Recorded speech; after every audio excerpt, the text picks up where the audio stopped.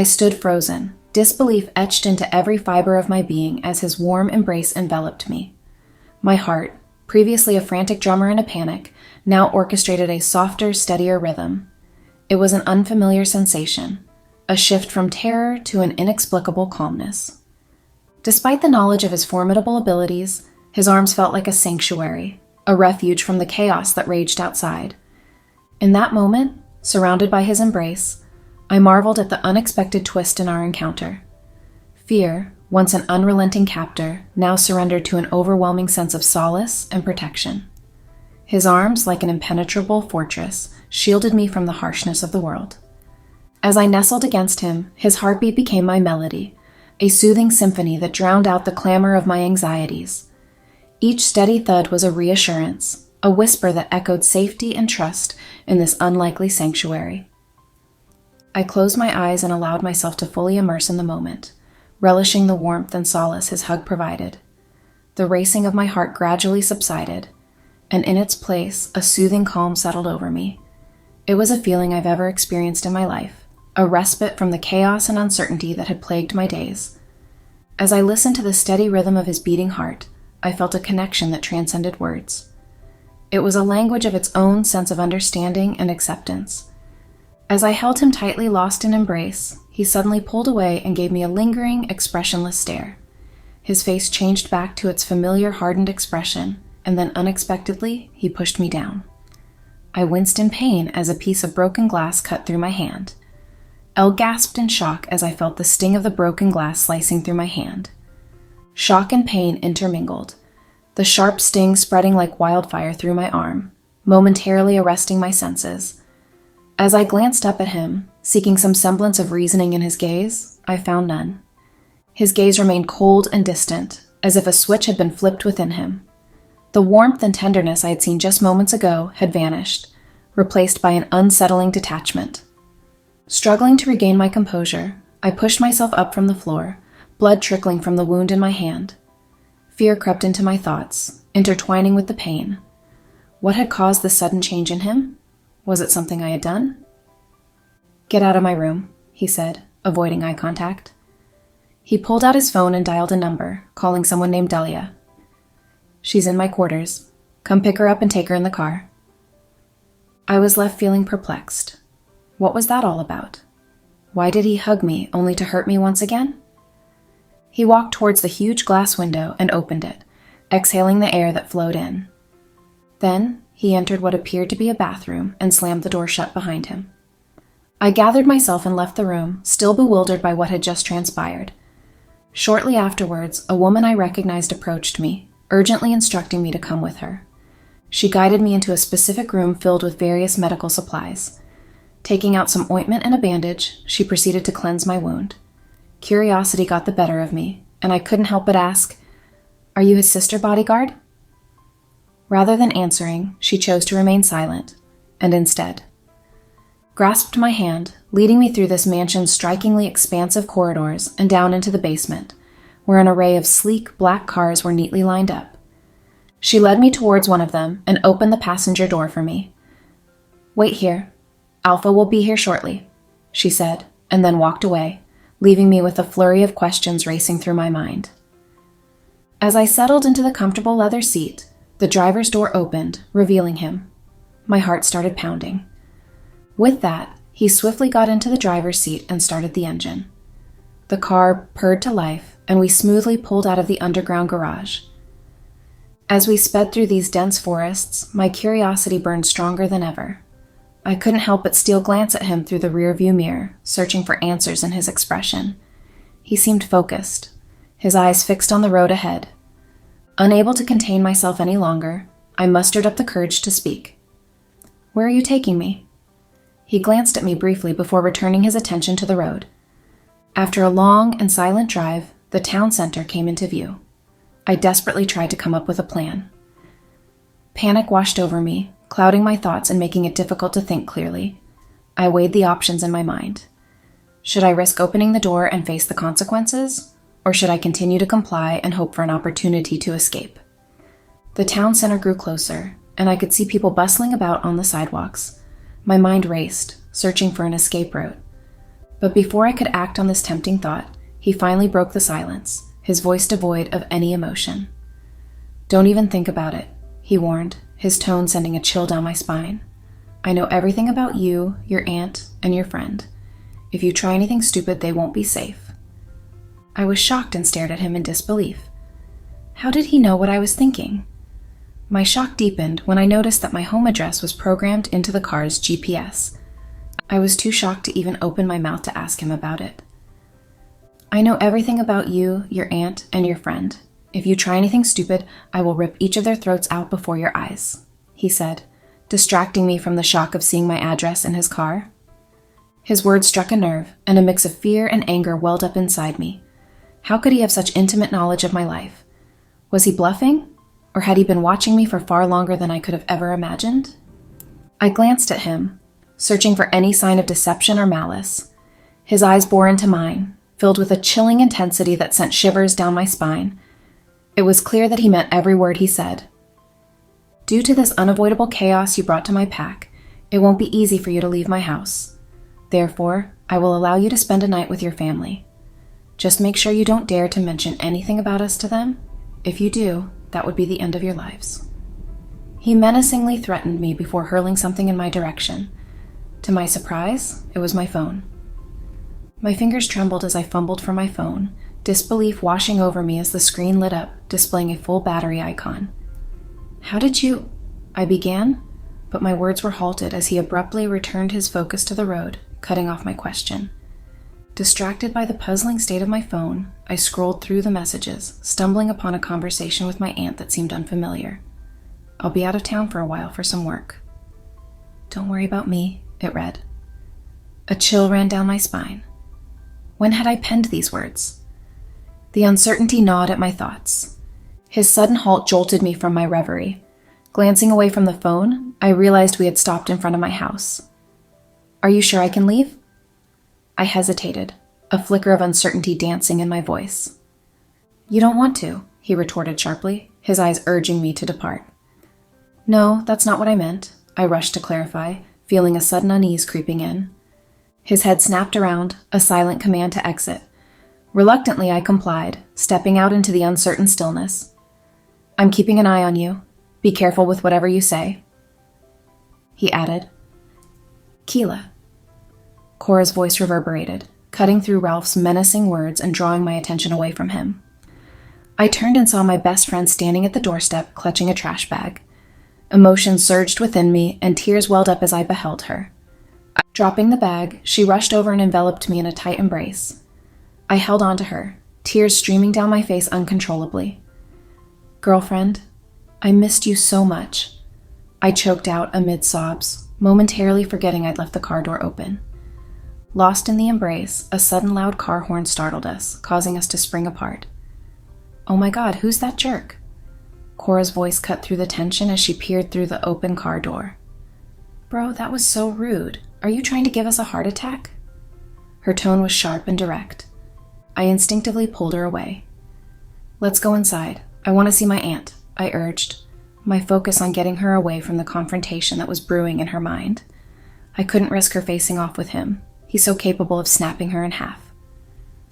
Forcibly guiding her towards the house, I could sense her thoughts lingering on confronting the guy in the car. But I couldn't let her near him. He exudes danger. As we approached the doorstep, my anticipation mingled with worry, expecting my aunt to greet me with a pale face and a worried expression. Instead, she emerged with a bright smile, looking healthier than I dared to hope. I moved in for a hug, only to have it abruptly cut short, leaving me surprised. "What are you doing here?" Her confusion matched mine. "I heard you'd be out of town for a month." I blinked, utterly perplexed. "What are you talking about?" "You texted me that you won't be coming back," she explained, concern furrowing her brow. "After that text, I called you multiple times, but a man answered, saying you won't be back until next month." My mind raced, connecting the dots. "Aunt, describe the man's voice," I pressed urgently. "It was raspy, yet calm and rough," she recalled. My gaze darted back to Ralph in the car. Could he have been the one who sent that misleading message to my aunt and answered my phone? As if sensing my gaze, Ralph abruptly lifted his head from what seemed to be his phone, catching my eyes. The suspense was suffocating, but I couldn't tear my gaze away. Conflicting emotions warred within me. Should I approach him and seek clarification? Or should I let it go and immerse myself in the warmth of my family inside the house? The struggle raged within me until I resolved to approach him. "Give me a moment, Aunt," I murmured as I retraced my steps toward Ralph's car. As I neared his car, my heart pounded against my ribcage, threatening to break free. Standing by the driver's side, I waited for him to lower the window, but he remained unmoved, aware of my unspoken need. Unwilling to relent, I circled to the back passenger side, thankful the door hadn't been locked. I slid in, sat, and closed the door. "There's something I need to ask if you don't mind," I began, my voice quivering slightly. Despite his silence, I persisted. "Ralph," I ventured, striving to maintain composure. "Did you by chance send my aunt any message using my phone? Furthermore, answered my phone?" The air crackled with unspoken tension, each second feeling stretched to its limit, waiting for his response. "Did you want me to tell her you were in a house full of wolves that wouldn't let you leave alive?" His words were blunt, cutting through the tension. I fell silent, his question lingering heavily in the confined space of the car. "Why did you do that?" I managed to ask, my voice tinged with confusion. "It seemed like you were concerned, but—" "Stop talking and get out of my car." His curt interruption sliced through my words, his tone final and unyielding. The silence that followed Ralph's command was deafening. I could see his eyes from the back view holding an icy resolve that sent shivers down my spine. I hesitated, grappling with the intensity of his demand. "Ralph—" His hand slammed against the steering wheel, the sudden noise making me flinch. He grasped the wheel so tightly that his knuckles whitened, his jaw clenched in a fierce grip. "If you value your life, never dare to utter my name with your revolting mouth again," he seethed. "Now get out." I didn't dare argue further. With a heavy heart and a mind racing with questions, I fumbled for the door handle, my fingers trembling as I pushed the door open. As I closed the door, the weight of his words hung in the air like an ominous cloud. Confusion mingled with a growing sense of unease questions. Am I that disgusting to him? I hid my emotions and returned to my aunt and Cora. They were already inside, peering through the window and too focused to notice me. I quietly approached them to see what had captured their attention. They were both staring directly at Ralph in the car. Reacting, I hurriedly closed the window blinds, startling them. "What do you think you're doing?" I asked, my voice tinged with panic. They both regarded me with quizzical, probing stares before simultaneously asking, "Is he your boyfriend?" Their question hit me like a sudden blow to the chest, causing me to choke on my saliva. "He's hot as hell, but he's a jerk to be your boyfriend," Cora blurted out. I choked even more at her comment. "In my opinion, he seemed fine. He looked like a good guy," my aunt added, intensifying my discomfort. I rushed into the kitchen, hearing their footsteps trailing behind me. I grabbed a glass of water and quickly downed it before slamming the empty glass on the kitchen island, making them jump back. I turned to face them, feeling the need to express myself. "I came here to enjoy quality time with my family, not to talk about him. I would appreciate it if you didn't ask me about him," I said flatly. "All right, I'll save it for later," Cora replied, pulling me in for another hug. Aunt pulled me away from Cora and retreated to her room. A ripple of tension ran through me. Once settled, she turned to face me, her expression a mix of concern and curiosity. "Is there something going on that I should know about?" she inquired, her gaze fixed on me. I braced myself, trying to maintain composure. "Nothing's wrong, Aunt," I began, my voice betraying a hint of unease. I needed to be careful with my words. Any slip-up could raise suspicions. The job's challenging and the rules are overwhelming. But it's not about that. I hesitated, trying to find the right words. "I missed you terribly, and not being able to talk freely, it got to me." She gave me a skeptical look before questioning. "Why do I feel like you're lying to me? Did you quit or get fired?" I pressed my lips together, trying to maintain composure. "No, Aunt, none of that," I replied, trying to sound more assured. "I was granted a night off to visit my family, and I seized the chance. I'll be heading back tomorrow." I scooted closer to her and wrapped my hands around her body. "You're the only family I have. and being far away from you makes me feel sick." Her gentle touch as she caressed me brought a sense of tranquility, comforting the turmoil within me. Her touch was a balm to my broken soul, a familiar embrace that brought a sense of solace.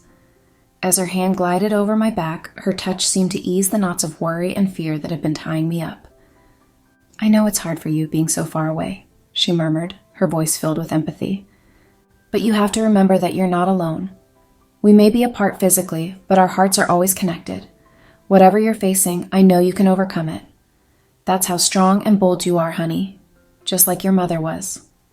As tears threatened to spill at her words, I fought the urge to break down. Before they escaped, Cora's furious voice pierced the house, prompting a swift retreat. With hidden tears, I dashed away, wiping them away before joining my best friend, who wore a visibly perturbed expression. "Hey, girlfriend, what's up? You seem off," I asked as I approached her. "I'm okay, girlfriend. Just feeling a bit overwhelmed by Ethan lately.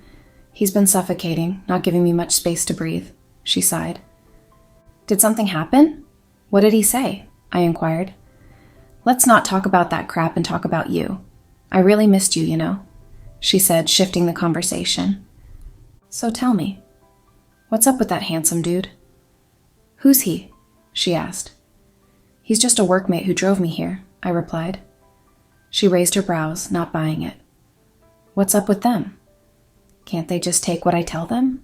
I self-asked. Before she could bombard me with more questions, Aunt called us for dinner. After enjoying a delightful dinner, we gathered to watch a short movie.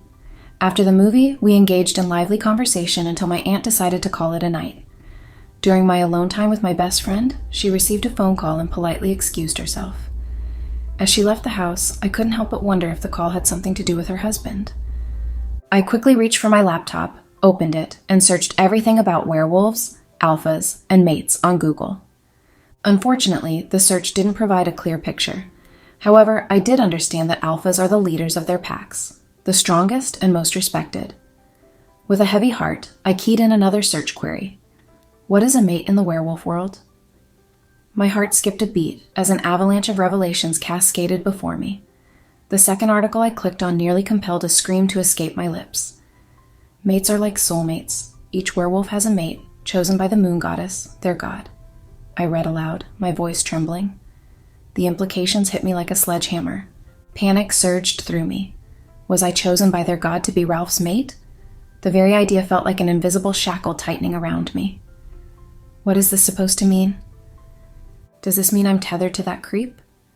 I thought out loud, feeling overwhelmed. I slammed the laptop shut and staggered to my bed, my legs trembling beneath me. I knelt down in prayer, my voice quivering. Dear werewolf god, I don't know who you are or why you chose me, but I humbly ask you to separate me from him. I don't want to be his mate. Please give him another. My prayer was interrupted by the commotion outside. At first, I almost dismissed it until Cora's distressed voice pierced through the chaos. Reacting on instinct, I bolted out of the house. Get off me, Ethan! Cora's plea cut through the air as Ethan's alcohol-laden breath reached me from a distance. Do whatever you want, but I'm not divorcing you. I won't let you go, he declared, attempting to force a kiss on Cora, his movements aggressive and invasive. I dashed over and tried to intervene, but Ethan forcefully pushed me away. I won't let you harass my friend before me, you piece of trash, I vowed, delivering a sharp stomp to his foot. He grimaced in pain, staggering back and releasing Cora. You motherfucking bitch, he cursed at me. Before I could reclaim Cora and usher her back inside, Ethan grabbed hold of my hair, yanking me backwards. Dizziness clouded my senses as he twisted me around and delivered a harsh slap to my face. I stumbled, expecting to fall, but a strong hand steadied me. I recognized the scent and knew it was Ralph. Had he been here the whole time? I wondered. As Cora hurried to my side, Ralph's gaze locked onto Ethan, his expression thunderous. Handing me over to Cora, he moved swiftly, seizing Ethan by the neck effortlessly. The next time I see you lay a finger on what's mine, I'll fucking kill you and your bloodline, he growled, his voice a dangerous snarl.